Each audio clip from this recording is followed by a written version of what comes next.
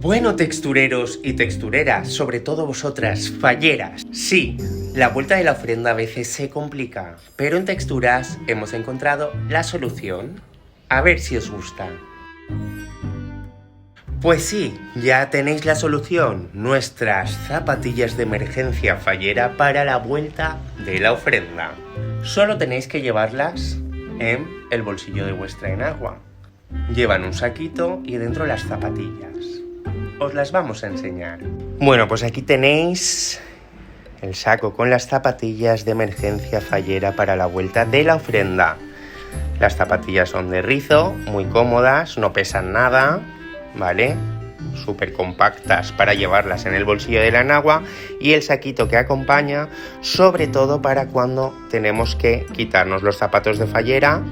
Claro, no los vamos a llevar en la mano.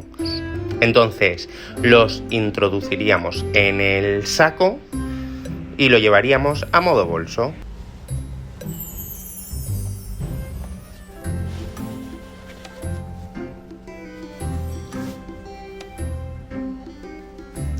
Así ya nos pondríamos nuestras zapatillas y llevaríamos nuestro saquito con los zapatos, bueno, y todas las pertenencias que quieras llevar.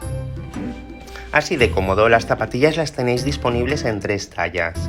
Tenéis el tallaje en la tienda online, ¿vale? Tenéis la S, la M y la L. Y nada, pues ya estaría. Ya tendríais vuestro saco con zapatillas de emergencia fallera para la vuelta de la ofrenda. Cuando llega el momento de finalizar la ofrenda, sacamos nuestro saquito donde tenemos nuestras super zapatillas, nos cambiamos los zapatos, metemos los zapatos en el saco y ya podemos caminar tan a gusto con nuestras zapatillas falleras de emergencia.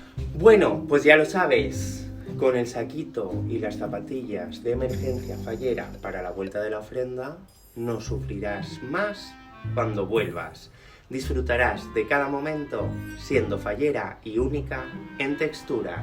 Consíguelas ya en nuestra tienda física, situada en la carrera Fuente San Luis, número 18, Valencia, o en nuestra tienda online, www.texturas.com, o a través de nuestras redes sociales. Tenéis nuestro WhatsApp, tenéis nuestro Facebook, sobre todo el Facebook tienda es @texturashop.